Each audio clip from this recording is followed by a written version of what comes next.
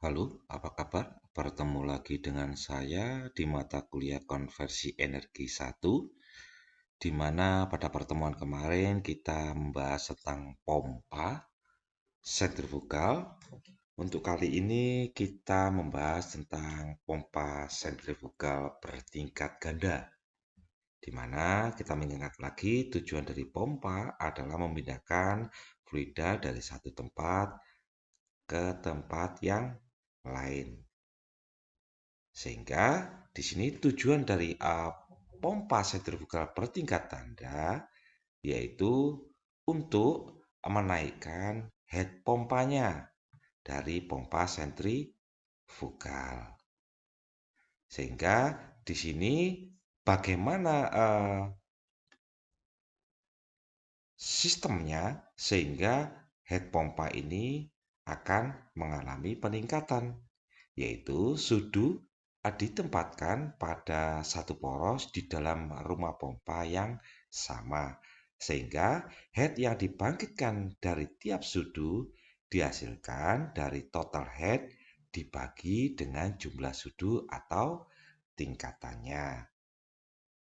Untuk definisinya untuk pipa sentrifugal bertingkat ganda ini Anda bisa lihat dari yang pertama yaitu pompa torak.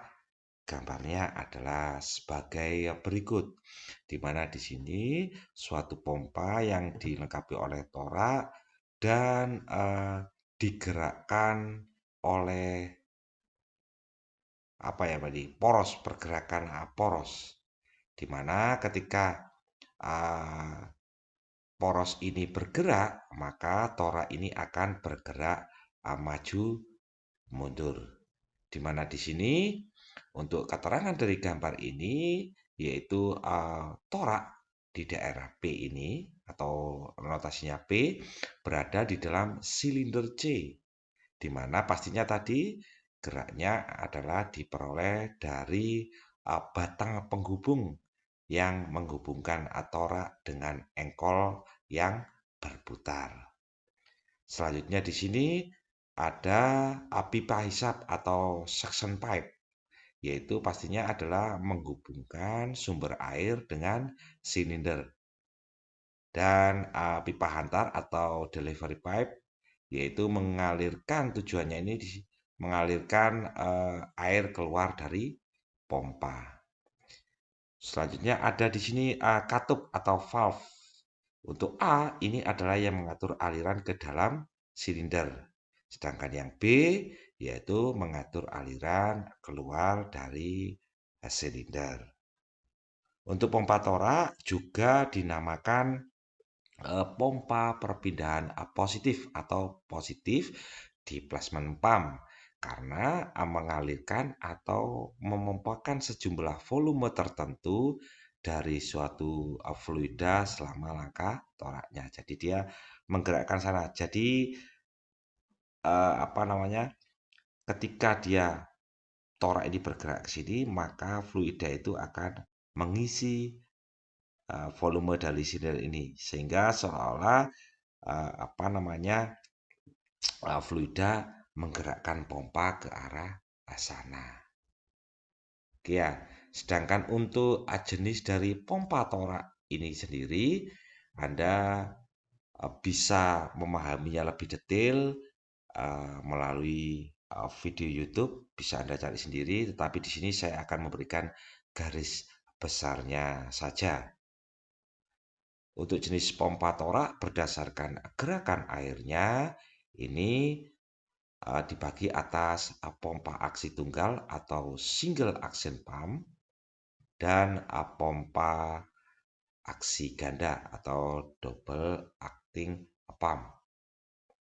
Sedangkan untuk berdasarkan jumlah silinder, ini dibedakan atas pompa silinder tunggal, pompa silinder ganda, pompa silinder 3, dan seterusnya. Sedangkan untuk berdasarkan penggunaan bejana udara atau air vessel, ini pastinya terbagi atas menggunakan bejana udara atau tanpa bejana udara. Sekali lagi, Anda bisa melihat detailnya atau mencari sendiri di uh, YouTube. Oke ya. Selanjutnya yaitu kapasitas pompa torak. Kapasitas pompa torak di sini untuk pompa aksi tunggal, di mana di sini ada notasi yang perlu kita ketahui sehingga nanti dalam persamaan Anda tidak mengalami kebingungan. Di mana A ini adalah luas penampang torak. Biasanya nanti ada perbedaan antara A besar dan A kecil. Nah, A kecil biasanya kalau A besar untuk luas penampang torak, sedangkan A kecil ini adalah untuk luas pipanya. Tapi persamaan pastinya yang dilewati adalah suatu lingkaran, rumusnya sama, cuma perbedaan adalah di diameternya. Oke, selanjutnya untuk nilai notasi L. Ini adalah panjang langkah torak. Selanjutnya ada notasi N, ini adalah jumlah putaran engkol per menit. Dan yang terakhir ini ada notasi Z, ini adalah jumlah torak. Dari notasi ini sehingga kita dapatkan untuk mencari debit atau kapasitas pompa. Saya ulangi, untuk mencari debit atau kapasitas pompa, persamaannya adalah Q sama dengan Z kalikan L kalikan A kalikan N per 60. Satuannya nanti adalah meter kubik per second. Di sini N-nya, ingat karena ini ada 60, maka N-nya di sini pastinya satuannya adalah RPM. Ya, radius per menit. Tetapi kalau satuannya sudah RPS, maka 60 ini tidak perlu ada lagi. Oke ya. Dan untuk hubungannya dari kapasitas pompa atau debit ini nanti akan mempengaruhi nilai dari debit sebenarnya atau debit teoritis. Dan pastinya di sini ini adalah debit atau kapasitas pompa teoritis. Sedangkan seperti yang saya katakan tadi, nanti ada yang mempengaruhinya. Selanjutnya, saya akan merangkai dulu untuk kapasitas pompa torak yang kedua, yaitu pompa aksi ganda. Anda lihat di gambar sini, pastinya dia adalah bergerak. Ketika dia bergerak sini, maka katup ini akan saling membuka, terus kemudian mengeluarkan sejumlah debit air, kemudian kita bergerak sini, gantian ke sini. Jadi lebih Anda pasti paham ketika dia bergerak sini, maka dia keluar ke sini, ketika dia bergerak ke sana, maka keluar ke sana. Dan untuk persamaannya dari debit ini, secara teoritis adalah V sama dengan 2A minus A dikalikan L dikalikan Z dikalikan N per 60. Nah, inilah perbedaan tadi. Nilai A besar dan A kecil. Biasanya A besar untuk luas penampang torak, sedangkan A kecil adalah luas pipa alirannya. Atau yang dilewati seperti ini nih. Oke ya. Dan seperti yang saya bilang tadi, hubungan dari debit sebenarnya terhadap debit teoritis ini dipengaruhi oleh koefisien kecepatan, di mana di sini koefisien kecepatan dinotasikan sebagai CV, yaitu kecepatan sebenarnya dibagi dengan kecepatan teoritis. Anda kalau melihat di sini persamaan berarti kalau kecepatan sebenarnya berarti kecepatan teoritis saya pindah ke sebelah kiri karena dia di bawah lewati sama dengan jadi kali. Sehingga kecepatan sebenarnya adalah kecepatan teoritis dikalikan CV.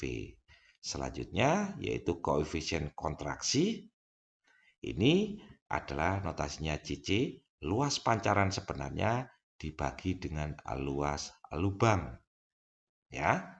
Luas lubang pastinya berarti luas pancaran sebenarnya, maka luas lubang dikalikan dengan CC-nya atau koefisien kontraksinya. Dan yang terakhir yaitu koefisien pengaliran. Di sini notasinya adalah CD. Debit aliran sebenarnya dibagi dengan debit aliran teoritis. Sehingga untuk debit aliran sebenarnya ini adalah debit aliran teoritis dikalikan CD. Atau debit aliran sebenarnya yaitu debit aliran teoritis ini untuk kapasitas pompa tunggal, ini aksi ganda, ini harus Anda kalikan dengan CD dari persamaan ini. Paham ya? Selanjutnya ada yaitu slip pada pompa torak. Ini biasanya disebabkan antara adanya perbedaan antara kapasitas pompa teoritik dengan kapasitas pompa sebenarnya atau perbedaan debit teoritis dan debit sebenarnya. Dan persamaannya Anda bisa dapatkan dari Q teoritis dikurangi Q sebenarnya atau debit teoritis dikurangi debit sebenarnya dibagi dengan debit teoritis. Ini untuk nilai dari slip ya. Oke, di mana di sini kapasitas pompa sebenarnya itu lebih besar atau sama dengan kapasitas pompa teoritis. Sehingga di sini disebutnya adalah slip ini posisinya adalah negatif. Bisa dipahami ya di sini ya.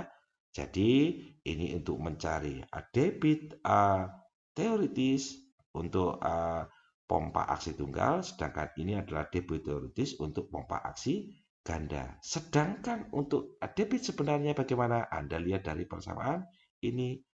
Ya, debit sebenarnya sama dengan ini saya pindah ke sini. Jadi, teoritis dikalikan CD. Bisa dipahami ya? Dan slipnya adalah ini. Oke, mungkin saya tidak akan terlalu banyak memberikan materi kepada Anda, biar Anda bisa memahami teori yang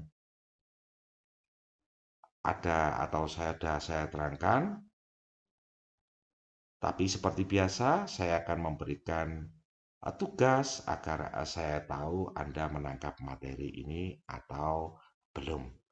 Tugasnya yaitu satu soal saja, ini soalnya.